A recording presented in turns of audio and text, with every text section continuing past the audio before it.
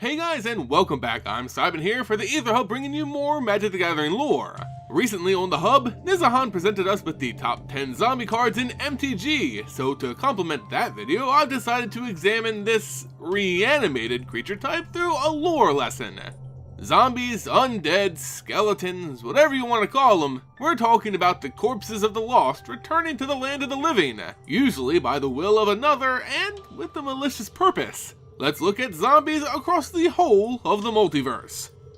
First though, let's lay down some ground rules for this video. Zombies in MTG is a specific creature type, while others like skeletons, lich, undead could be something completely different. For the sake of the discussion and the relative overhang between the classifications, we'll be considering all reanimated dead or walking corpse-esque creature types as zombie, for lack of a better word in this video.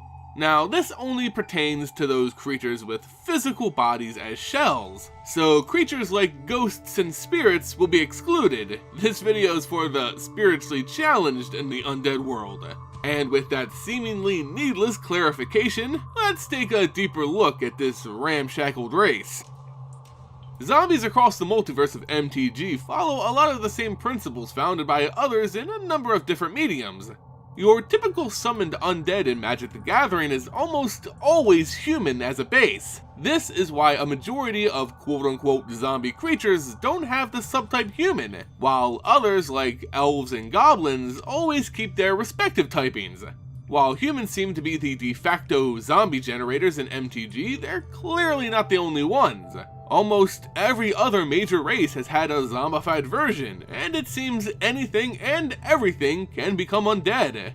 Since zombies, for the most part, are merely the reanimated corpses of the dead, they lack any sense of a soul or intelligence. The person who had died will almost always leave the body completely, leaving the zombie left behind simply an empty vessel with no real meaning or desires for its existence. There exists some powerful necromancers strong enough to bind souls to bodies, creating, in a sense, smart zombies. But these are rare and extreme cases.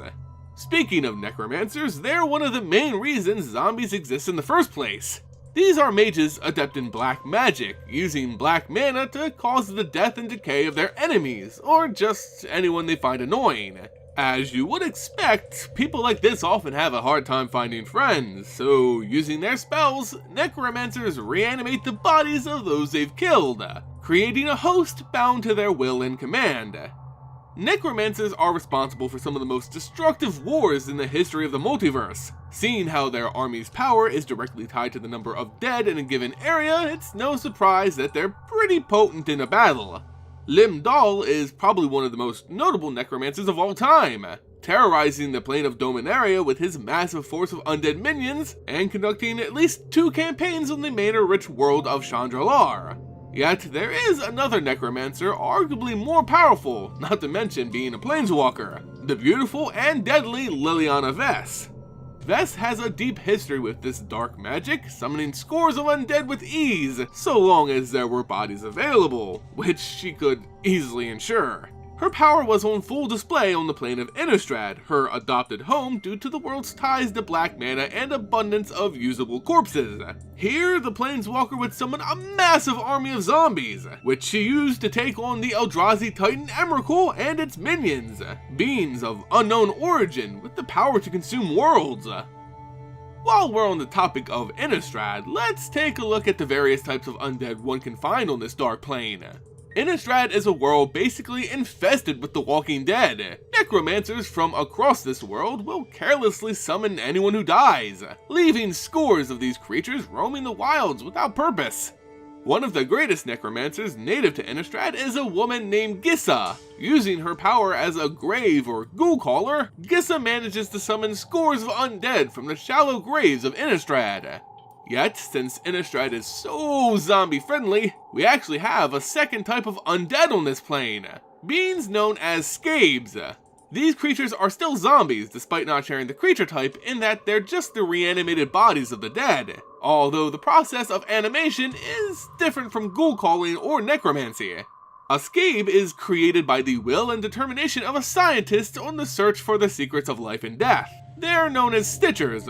Using science rather than magic, Stitchers, well, stitch various body parts together to form massive hulking beings and reinvigorating them with life. A pioneer in this field is a man named Ludwig, who's responsible for some of the most magnificent scabes seen on Innistrad. But recently, a new up-and-comer has been working alongside Ludwig and learning the tricks of the trade. Giraffe, the brother of the ghoul caller Gissa.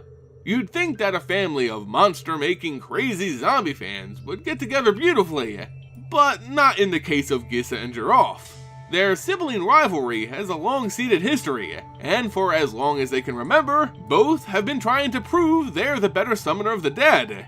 It comes down to the age-old question, what's better, traditional necromancy or the stitching science? We still don't have a definite answer, but I'll say my vote goes to Giraffe for making one powerful scabe, that being Grimgrin Corpseborn, who, funny enough, actually has the creature type zombie. Oh well, point still goes to Giraffe. On the artificial world of Mirrodin, zombies are referred to as the Nim, and are created from a noxious gas called necrogen rather than magic or science. Necrogen is naturally produced in an area known as the Mephedril Swamp, the home of the Nim. The necrogen acts more like a disease and a curse, killing all those who breathe it in and immediately reanimating their bodies. Since the Nim are the result of the necrogen, they too can spew it from their bodies, further infecting more victims. While the Nim have no true leader, they are partially controlled by Geth, Lord of the Vault. Once a man who ruled the Vault of Whispers, Geth would be overthrown and beheaded, but that wasn't his end. He kept his head alive as a lich until he found a replacement mechanical body. When the Phyrexians rose on Mirrodin, Geth willingly accepted a new Phyrexian body, but he wasn't loyal to the invaders. He remains in his swampy home, biding his time. Of course, there is another famous zombie that comes from Mirrodin, that being the revolutionary Alf Lissa Sunseeker. After defending her world from the Mad Memnarch, Glissa would fall and rise again under the Phyrexians, taking her place as the elf zombie traitor.